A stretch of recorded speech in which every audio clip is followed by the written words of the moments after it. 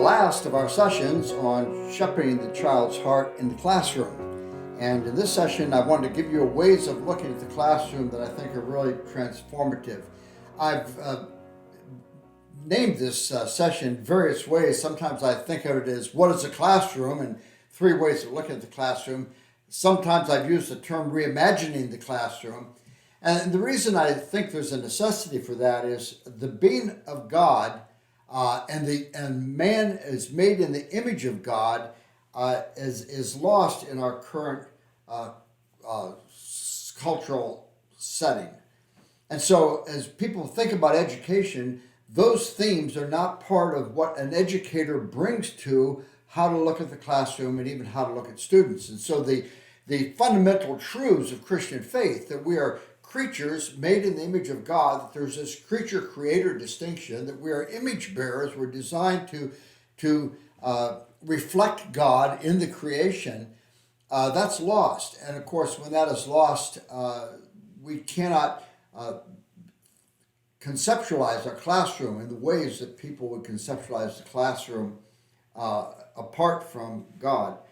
So we can't allow a culture that does not understand mankind is made in the image of God and understand the need for redemption and grace and empowerment and forgiveness to dictate to us how we think about our classroom. So our task is to give our students ways of thinking and ways of understanding themselves and life that are distinctly Christian ways of looking at these things. And so we have 3 categories, really, that I want us to think about. I want to think about the classroom as a school of theology, as a place where we learn about God, because knowing God is fundamental to being a well-rounded, whole human being, because we're made in His image. And it's also a place where we learn about living with others. So it's a classroom, it's a school of sociology. It's a place where we learn to live with others, we learn to respect others, we learn to get along with others and understand others. That's part of life and part of living in this world in the ways that God has called us to live. And so we want our kids to understand how to live with others and how to deal with social conflicts in ways that are whole and biblical. And of course, it's also a school of redemption, because it's a place where the grace of redemption is being rehearsed again and again, where we're both people who are sinned against and who are sinners. We need to extend forgiveness, receive forgiveness. We need to know the grace of God. We need to extend grace to one another in our relationships. So those 3 themes I want to look at with you in this hour. So first, we want to think about the school as a classroom, as a theological community, or as a school of theology. And fundamental to this is the truth that our children are all worshipers. The kids that you're serving in the classroom are instinctively and compulsively worshipers. They're made in the image of God. They're made for God. They're made for glory. They're made to be dazzled and to be overwhelmed and to be thrilled and enthralled and delighted and mesmerized and fascinated and tantalized, because they're made for the glories of an infinitely glorious God. And so there's this passion within them for joy and excitement and thrill. And it's there because they're made in the image of God. So they're instinctively and compulsively worshiping beings. The children you serve in the classroom are going to worship. The only question is, what will they worship? Whom will they worship? But they will worship. They can't help themselves because they're made for God. And of course, children are also interpreters of their world.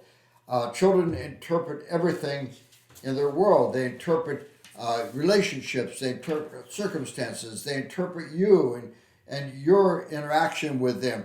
They are interpreters of their world, and the only way they will ever get the interpretation right is if they understand who God is, because the being and existence and glory of God is the fundamental truth of all interpretation. And of course, all the problems of living, every problem human beings have, with living, has its origin in a worship failure. If you think about Romans 1, remember how Paul talks in Romans 1 about how that the eternal power of God, his divine nature, his glory is seen through everything that he has made so that people are without excuse. And remember, he talks in there about what do we do? What happens when creatures who are made for God, made for glory, fail to worship the God for whom they're made? They don't cease being worshipers. They just make this great exchange. They exchange the truth for a lie. They worship and serve created things rather than the Creator, and they try to find meaning in something other than God. And when that happens, all of life unravels for human beings. In fact, think of all the brokenness that there is in this world in which we live. It all is because people are failing to worship God.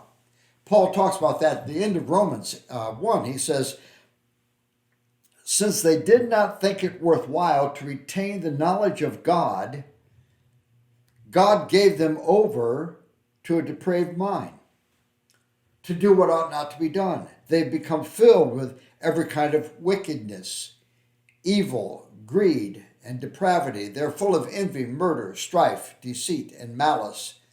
They're gossips, slanderers, God-haters, insolent, arrogant, boastful. They invent ways of doing evil. They disobey their parents. They are senseless, faithless, heartless, ruthless. It's hard to think of something that produces brokenness in human relationships that is not included in that list. And all of it is what happens when we make that great exchange, when we worship and serve created things rather than the Creator. And so it's fundamental that we show our children about God. The classroom's a school of theology in which our children are being taught about the worthiness of God. Psalm 145 captures this for us so beautifully, and I want to read some elements from this psalm.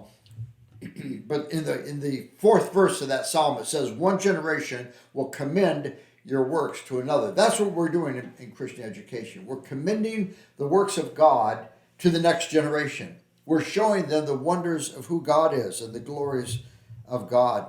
The psalmist begins, I will extol you, my God and King. I will praise your name forever and ever. Every day I will praise you and extol your name forever and ever. Great is the Lord, most worthy of praise. His greatness no one can fathom. Oceans are measured in fathoms. There's a depth to the greatness of God that cannot be fathomed. So this is the business of the classroom, to bring the glories and wonders of God to the next generation. It's one of the most important callings. It's one of the highest callings of Christian education, because your classroom is a school of theology where truth about God and God's splendor is being rehearsed again and again. You hear this in Psalm 145. Verse 4, one generation will commend your works to another. They will tell of your mighty acts. They will speak of the glorious splendor of your majesty, and I will meditate on your wonderful works. They will tell of the power of your awesome works, and I will proclaim your great deeds. They will celebrate your abundant goodness and joyfully sing of your righteousness. The Lord is gracious and compassionate, slow to anger, rich in love. The Lord is good to all. He has compassion on all he has made. Do you hear that description of the classroom? This is the activity that must be going on within our classrooms all the time, because we are a theological community. We're a school of theology. All of you, all you've made, verse 10, will praise you, O Lord. Your saints will extol you. They will tell of the glory of your kingdom. Excuse me, and speak of your might, so that all men may know of your mighty acts and the glorious splendor of your kingdom. Your kingdom is an everlasting kingdom. Your dominion endures throughout all generations. Did you catch those words? The glory of your kingdom. Tell of your might. Make known to the children your mighty deeds. This everlasting kingdom. Listen to the classroom extolling the excellence of God. The Lord is faithful in all of his promises, loving toward all he has made. The Lord upholds all who fall. He lifts all who are bowed down. The eyes of all look to you, and you give them their food at the proper time. You open your hand and satisfy the desires of every living thing. The Lord is righteous in all of his ways and loving toward all he has made. The Lord is near to all who call on him, to all who call on him in truth. He fulfills the desires of those who fear him. He hears their cry and saves them. The Lord watches over all who love him, but all the wicked he will destroy. My mouth will speak in praise of the Lord. Let every creature praise his holy name forever and ever. That's the classroom as a school of theology, where the wonders of God, the marvels of God, the wonder of God's attributes, the wonder of his works are on display all the time.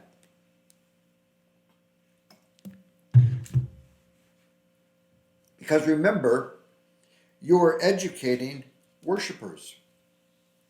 The students that sit in front of you in the classroom are worshiping beings that instinctively and compulsively interpret their world through a worship lens. And our classrooms are a theological learning community to show them the glories of God, who alone is the true object of worship. Because your students are made for seeing the wonders of who God is. They're made for seeing God as above all things. They're made for the deep communion of seeing God's goodness and glory and finding delight and joy in him. They're made for the supremacy of God in everything. I like the way John Piper talks about this. He says, God must be the blazing sun at the center of the solar system of our students' lives, because it's only God at the center of the solar system that has enough mass and weight to keep all the planets of life in their proper orbit.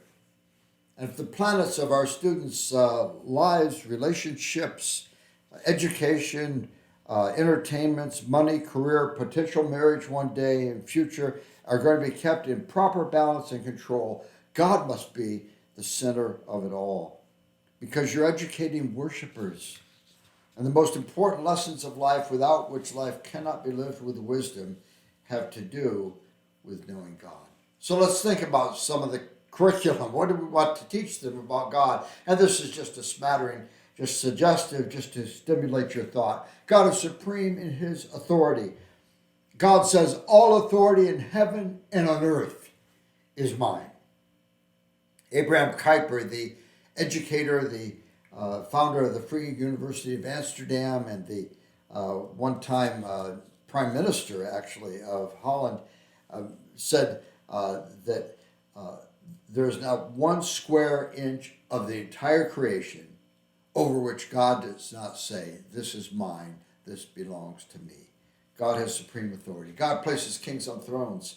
There's nothing in the lives of your students that is so big that it's outside the authority of God. All friendships, education, people, political parties, systems of government are under the authority of God. There's nothing so small that is not under God's authority. Even things that are infinitesimal and airborne and invisible to the eye are under the authority of God. Daniel reminds us in Daniel 2, blessed is the name of the God forever and ever, to whom belong wisdom and might. He changes times and seasons. He removes kings and sets up kings. He gives wisdom to the wise and knowledge to those who have understanding. He reveals deep and hidden things. He knows what's in the darkness, and light dwells with him.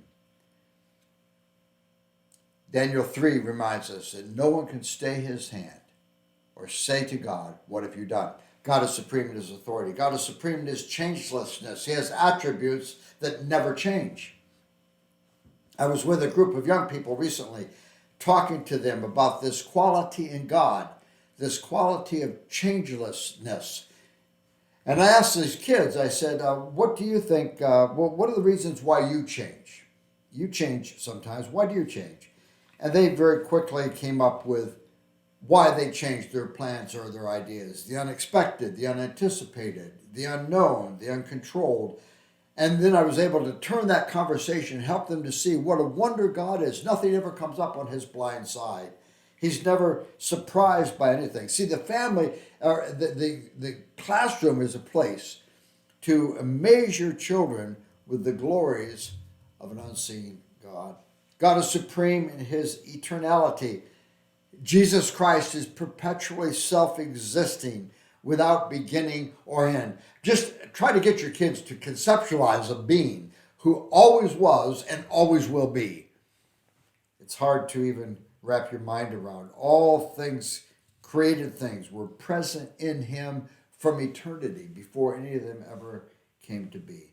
There's nothing about him that is contingent or hinged on something else or requires something else to function in the way it ought to function for him to function.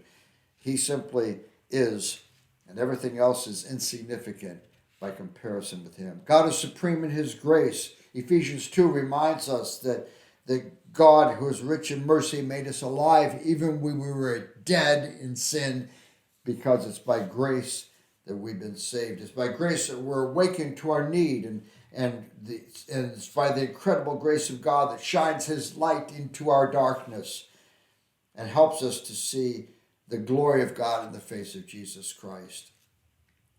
God is supreme in his justice.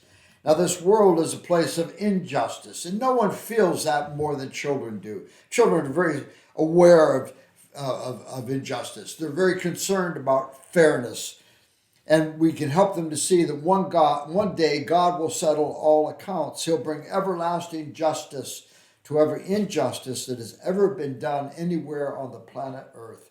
Every wicked deed will either be condemned in Jesus Christ on the cross or condemned in the everlasting destruction of the sinner himself. But in justice, God overlooks nothing. We know the song of the Lamb in Revelation 15:3. Great and marvelous are your deeds, O Lord Almighty. Just and true are your ways, O King of the heavens. God is supreme in his knowledge. This is a great one to have fun with kids, because we live in this internet era where so much knowledge and information, so much data is readily available to us. But God not only knows all the data, he is the sum of all knowing. I used to say to the kids when I was teaching, you know, God never learned anything. And they would look at me shocked. Mr. Tripp, what are you saying? Well, because to say to a human being, you never learned anything, is an insult. But see, God never learned anything because God knows all things. God forgets nothing. He possesses infinite knowledge, all things possible, future, potential, actual. That's why he can give us absolute truth, because absolute truth is the monopoly of infinite knowledge. Unless you know all things, you can't be absolutely certain, because some unknown thing may require you to change what you thought you knew, or to modify it at least. We've seen that illustrated with the pandemic, where advice keeps changing because new information requires change in protocols. God knows what's in the darkness, Daniel says. The classroom is a place for rehearsing these truths with your kids all the time, helping them to imagine a being whose knowledge surpasses all the books in all the libraries that have ever existed in the course of human history. All the information that is stored in cyberspace, it's all like a little child's golden book compared with the knowledge of God. God is supreme in his love. Where do we see his love most powerfully displayed? It's the cross, isn't it? Why does Jesus hang on the cross?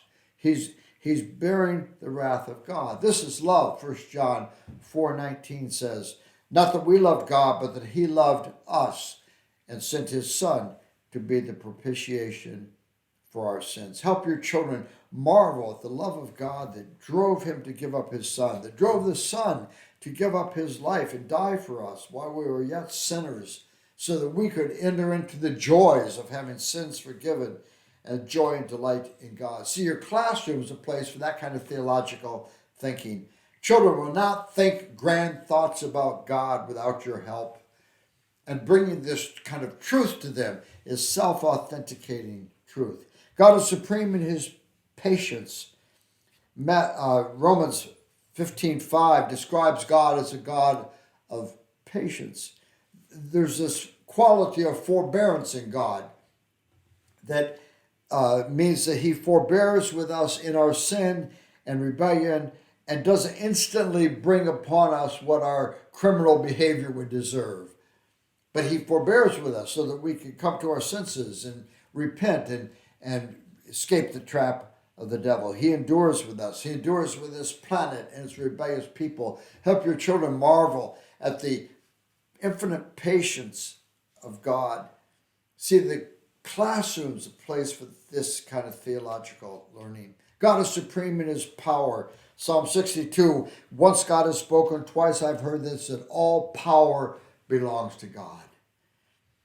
God created the entire universe by his word of power. God speaks and galaxies come into existence. Solar systems are formed. Planets take their place. Matter and energy were created by him. The distant galaxies are sustained by his powerful word. The microscopic subatomic galaxies within the cells in our body and throughout the creation are created and sustained by him. He possesses all power. He can even overcome the effects of the fall. He can make dead men live and blind men see and lame men walk and deaf men hear and crazy men that cut themselves with knives and howl in nakedness into people who are clothed and in their right minds.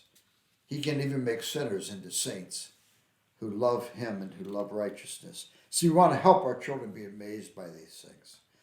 God is supreme in his providence. He governs all his creatures and all their actions. So not a sparrow falls to the ground without your Father, Jesus says. It doesn't say without your Father knowing it, but it doesn't fall to the ground without your Father. See, I'm persuaded we can amaze kids with these kinds of things.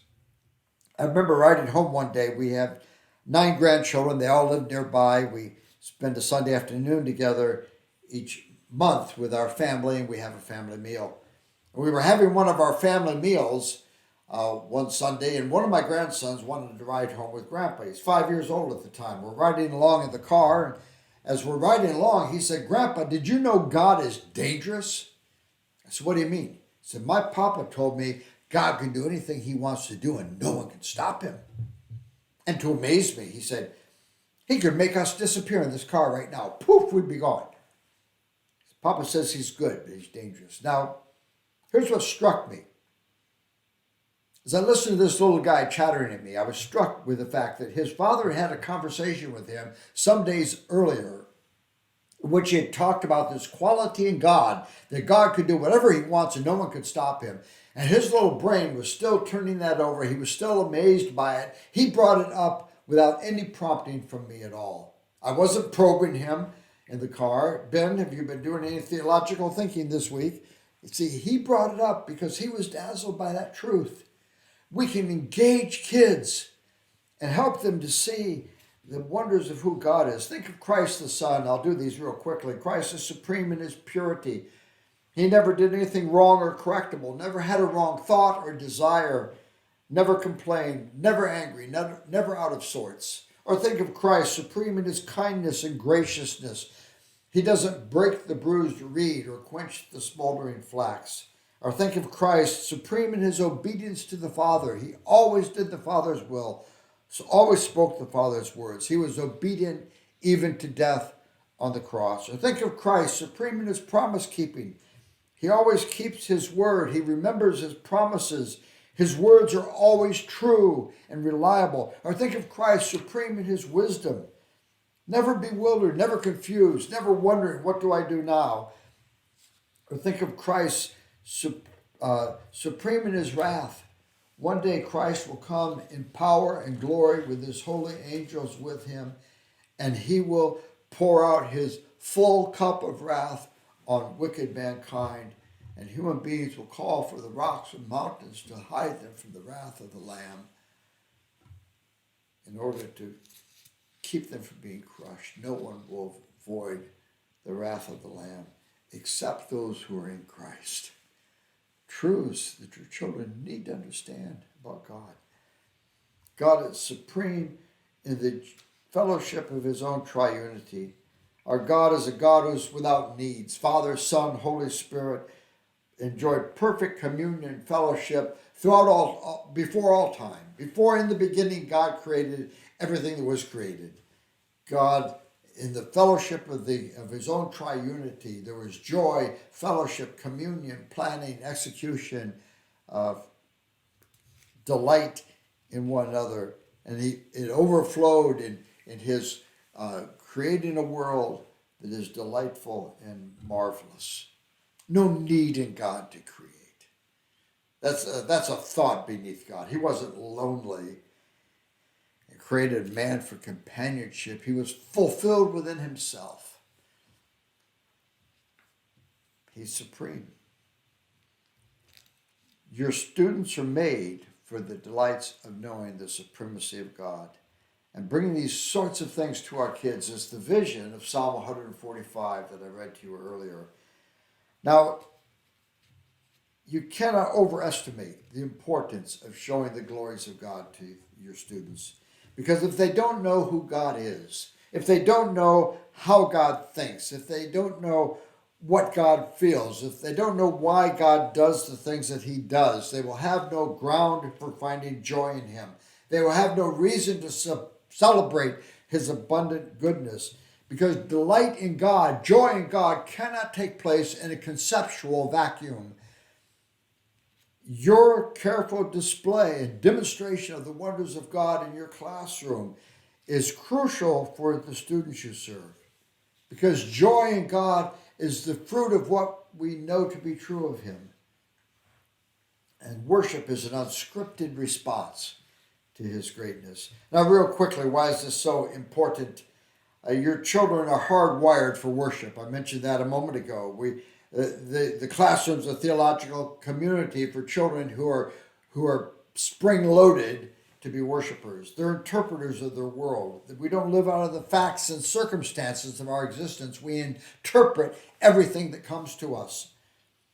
And their interpretation, and the third point, will tell them how to respond. What they do with God will determine the interpretation they give to the facts of life. And if they aren't dazzled by the Lord of glory, they will never interpret life correctly. And the primary truth of all interpretation is the being and existence of the God of the Bible. And of course, other students are telling your students what to worship. There are other students in your classroom with missionary zeal to encourage kids to worship things that are unworthy of worship. And then finally, obviously, this goes without saying, but you can't give away what you don't have. If you're going to help your children be dazzled by God, you've got to be dazzled by him yourself. I hear this quote from Jonathan Edwards. Edwards says there's a difference between believing that God is holy and gracious and having a new sense on your heart of the beauty and beauty of his holiness and grace. It is as different as having the rational belief that honey is sweet and having the actual taste of its sweetness on your palate. See, if you're going to persuade your kids of the glories of God, you've got to be filled with him yourself. Well, the classroom is a theological community, as a school of theology, is really the first table of the law. You shall love the Lord your God with all your heart, soul, mind, and strength. We want to fill their minds with truth so they can love him in those ways. The classroom as a sociological community is the second table of the law. And what we recognize here is that children are social beings. And the entire law is summarized in loving God and loving others. And the classroom as a school of theology is focused on the first half of the law, loving God. The classroom as a sociological community views the child in terms of the second law, table of the law, loving others. Now, if you think about it, there's a shocking amount of conflict in your classroom. Each day you're confronted with an endless variety of arguments. Your children fail to respond as people under authority.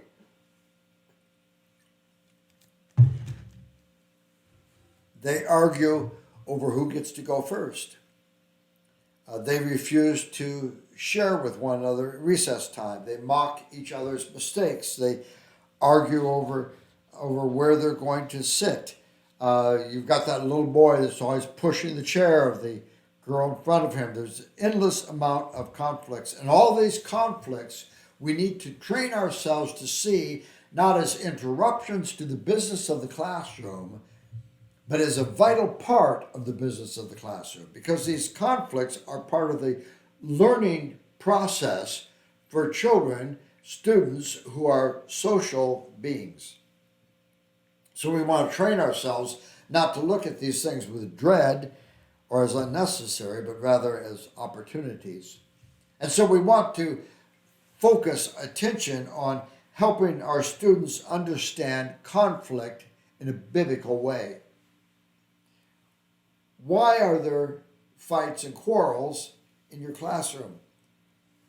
And I love the way James 4 deals with this, because James says, what causes fights and quarrels among you? Don't they come from your desires that wage war within you? So James starts with the fruit that's out there on the tree, and he works his way back to the root. And the fruit that James asks us to look at is the presence of conflict. Now notice James does something very different with this than we tend to do, because our instinctive response so often is, when we are in the midst of conflict, is to explain the conflict by pointing the finger at someone else. We look outside ourselves for the cause of the conflict. We don't look inside. We explain our anger by looking at the people in our world. And you hear this in your students. He hit me. She laughed at me when I made a mistake. He makes me so mad. He never listens. You never listen. And we blame others. If only you had done what I asked you to do. James says if you want to understand your anger, you don't look outside, you look inside.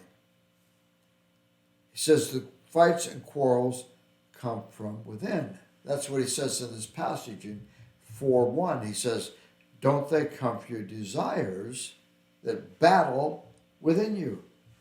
You fight because you're not getting what you want. The people and situations of lives are not the reasons for my conflict. They're never why I'm angry. They're when I get angry. And these desires battle within. They wage war within and within our hearts. And the why of anger always has to do with the war going on within. We get angry because we're not getting what we want. And of course, the purpose of battle, the purpose of any war is to capture territory, to maintain the places of command and control. Let me give you an illustration. This is an old one for me, and it's not a school illustration, but I want you to imagine with me that I come home from work one day and I'm pulling into my driveway and there's a bicycle right in my path. I've got to get out of the car, move this stupid bicycle, get back in the car, pull my car into the driveway. I feel very provoked with the child who belongs to this bicycle. I go in and I find him. I say, why did you leave your bicycle in the driveway? I told you 100 times, never leave your bicycle in the driveway. Next time I'm going to drive over it. I didn't drive over it today because I was afraid of damaging my car, but I don't care. I will drive over it. Don't you ever leave your bicycle in the driveway again. Now the child says in his own defense, sorry, I just went in for a minute because I had to go to the bathroom. I don't want your excuses. I don't care if you wet your pants. I never want you to leave your bicycle in the driveway again. Now, if you came along at this moment, caught me mid-rant, and you said, Ted, why are you so angry?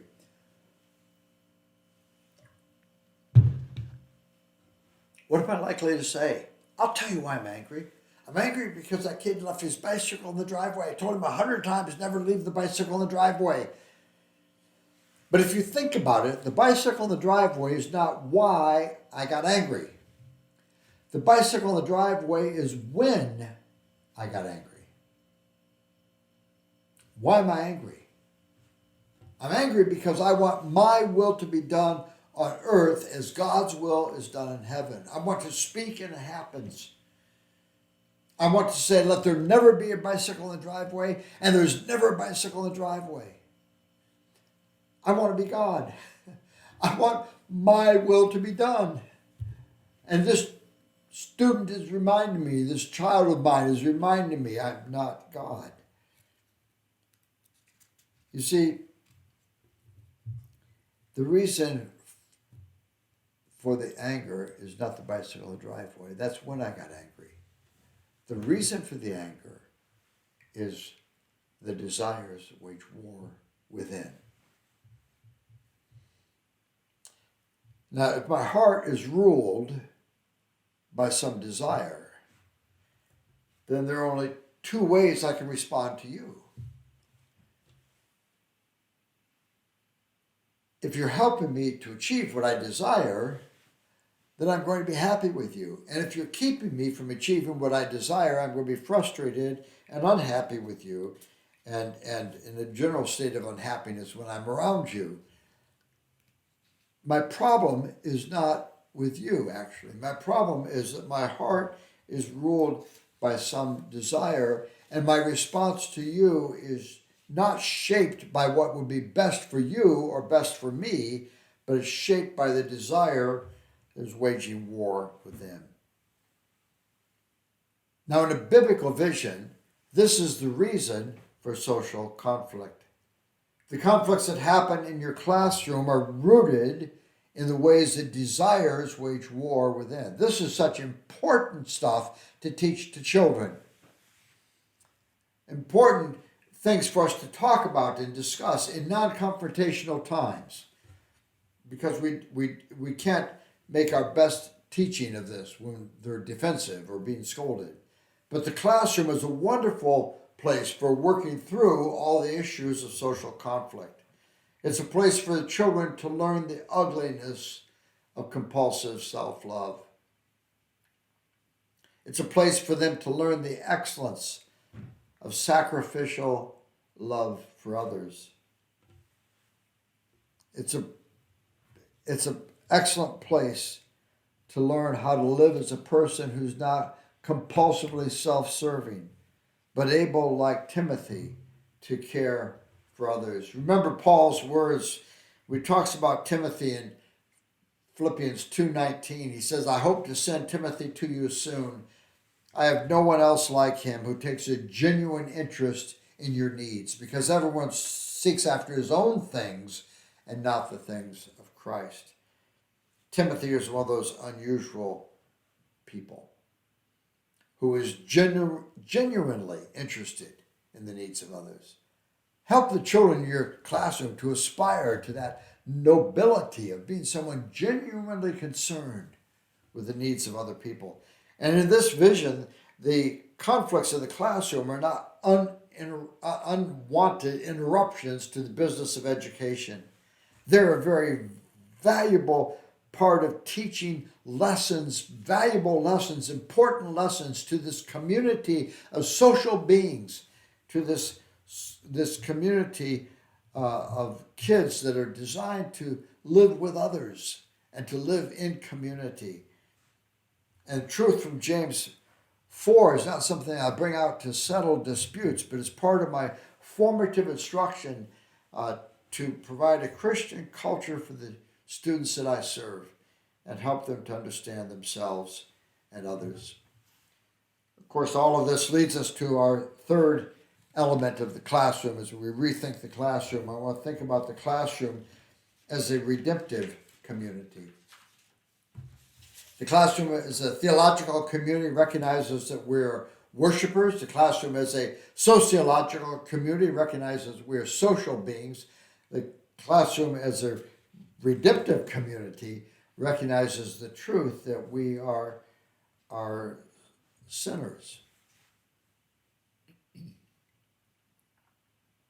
And the benefits of fights and quarrels will be lost on our students if we routinely solve the problems without reference to the gospel. Because, see, the fights and quarrels are wonderful opportunities. And the opportunity, as I said under the previous heading, are in the problem. Because the failures and fights display the heart. And idols of the heart blind us to reality. And the problem, of course, with spiritual blindness is that we're often blind to the fact that we're blind. And the temptation for us as educators is to solve the conflicts without reference to the gospel, without ever really confronting the compulsive self-love that is behind the conflict. So we develop techniques for avoiding the conflicts that bypass the real issue. And we can even have peace if we get everyone to polish everyone else's idols. Let me give you an illustration. Imagine a couple of kids fighting over a toy. It's a free time where they're able to play with the toy. They're arguing over the toy. And so you say, okay, I'm going to get out the timer on my phone. I'm going to set it for 5 minutes. When the phone dings, it's his turn. You give the toy to him. Now, I've just created a situation that pulls all the selfishness out of the human heart, doesn't it? You know that's not true. Because the child that has the toy is not suddenly becoming unselfish. He feels secure to play with it now, but he's perfectly happy to deprive the other child of it. The other child who wants the toy is watching that phone. He's waiting for it to ding. The moment it dings, he dives for the toy and he grabs the toy out of the other child's hand. I haven't solved the conflict. Actually, what I've done is I've just simply regulated it. And it's being regulated. The selfishness of the human heart is being regulated by the timer, but it's not being eradicated by the timer. And see, all these conflicts are wonderful opportunities for helping our students see how profoundly they need Christ. Because a child cannot love God and others without grace. God calls us to be and to do what we cannot be or cannot do without grace. And that's why it's so important for us, even in our classroom, to uphold the law of God. Because the law of God is love each other from the heart. And we get confused with this. I've had educators say to me many times, but I have students in my class that are not Christians. They can't possibly love others from the heart. And so what we do is we lower the standard. Well, if you can't love each other from the heart, can you just be nice? But see, lowering the standard removes them from their need of grace. But if we keep the standard where God has put it, that we're to love others like we love ourselves, then we're confronting the child with something he doesn't have the capacity to do without grace. I remember one of my first years of teaching, I had a boy in my classroom. He was very competitive, and if you boy on the playground, he would always end up angry with the other students, and he was a legalist when it came to the rules, and he would end up mad. And I was talking to him about it one day afterwards, and I said, Teague, you should learn to be kind to others, and exhorting him to play nicely and to share and to. And he said to me in frustration, and he wasn't rejecting what I was saying to him, but he said, Mr. Tripp, I just shouldn't play. Because I can't play without getting angry. The best thing would be just have me sit and watch the others play. Because if I'm out there playing, I'm going to get angry. Now, what he was acknowledging is profound need for grace. Profound need for internal change. There's something wrong inside. I remember once with our daughter, we had put her to bed. She was maybe 8 or 10. I walked by her room sometime after we had put her to bed, and I could hear her in there crying. I went in and said, honey, what's the matter? She said, Daddy, you and Mommy are always telling me that I should love my brothers from the heart. I can't do it. If you knew how mean they were to me, you know why I can't do it. I can't love them from the heart. You're asking me to do something that's impossible for me to do. See, it's that same wonderful opportunity to come alongside her and say, I get it. I understand that you can't love as you ought to love without grace. I can't love you or mommy as I ought to love you without grace, but there's hope for us because of Christ. And of course, as I deal with heart issues, I can stand in solidarity with my kids because, like them, I'm a sinner. I understand how selfishness works in the human heart. I understand how hard it is to love someone who's unlovely. I understand how hard it is to forgive someone who repeatedly sins against me. I understand the temptation to gloat when my rival fails. I know the desire to have what someone else has. I even know the ugly desire to strip them of what they have, even if I can't have it. And the key to being able to counsel our kids about attitudes of heart is understanding our own hearts and being able to identify with them and say, I get it, I understand the struggle with being kind to someone who's unkind to you, but here's where you can find help and hope. And we can take them to Christ. So the classroom is this redemptive community where we respond in light of redemption. It's a redemptive community for people who sin and are sinned against. Because the problem for us is never as easy as just I'm being sinned against. We are sinners who are sinned against. And so it's a place where I'm going to be wrong. I'm going to fail others. Others are going to fail me. And true Christian living is very realistic about the problem of sin. Look at the families in the Bible. In the Pentateuch, you find incredible brokenness. And as fallen people in a fallen world, we should expect to live with things that are not like they ought to be. But it's also a community where there's grace. Our classrooms are a place where there's grace, where the goodness of Christ is being rehearsed again and again. The classroom's a place where we're always thinking about the one who was rich and who for our sakes became poor, so that through his poverty we might be rich. It's a place for thinking about a God who demonstrated his love for unlovely people by loving them to death, even the death of his son. We can face failure because we know where to go with failure. We don't have to be blaming or threatening or belittling, but just remembering the grace and goodness of God. The classroom becomes this place where forgiveness and transformation are understood, where there's hope, because we talk about a God who does heart transplant surgery and takes out stony hearts and gives us a heart of flesh. There's hope because God just doesn't stay off in heaven saying, hey, you down there, get your act together, but he comes to dwell with us in flesh like ours. He experiences all the things we experience in this fallen world and overcomes it with his power and his grace on the cross. He's experienced the wrath of God on sin in a way that means I don't have to experience it at all. He was made like his brothers in every way, Hebrews 2 reminds us. So the classroom meets the needs of fallen people in a fallen world. And of course we sin and we're sinned against. It's never as simple as I'm being sinned against. We're both, it's not just a victim or perpetrator. We're both victim and perpetrator all the time. We face the problem in both directions and we receive grace in both directions. So it's a community for forgiving and forgiveness. Remember in Hebrews 4:32, the experience of being forgiven becomes a model for what we bring to others. Be kind and compassionate, tenderhearted, forgiving others, just as in Christ God has forgiven you. And forgiving means you don't punish people for their failures. No silent treatment, no sulking, just grace, forgiveness, moving on. And we stand in solidarity with the kids as people who've known the same brokenness and can offer hope for failing weak people where we have found that hope.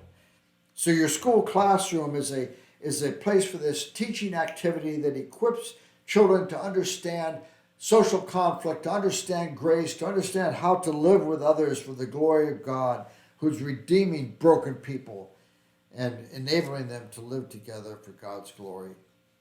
If we get a hold of this, it's transformative for the classroom. And I know that as I talk to you about these things, on one level you're saying yes to it. Yes, I want to integrate more truth about God into the classroom and the life of our classroom. Yes, I want the kids that I serve to understand conflict, social conflict biblically, to understand that the conflicts we have arise from things within our hearts. I want that. I want for the grace of redemption to flow through our classroom all the time like a fresh spring breeze. So your heart says yes to it, but also you have something else going on inside. You feel like I'm not very good at this. I don't do well enough at it. And the hope for us as teachers to be able to bring these things to our students is the grace of the gospel. It's Jesus Christ who's come to our world to live in flesh like ours, who empowers us and gives us strength so that Paul can say, I can do all things through Christ who gives me strength.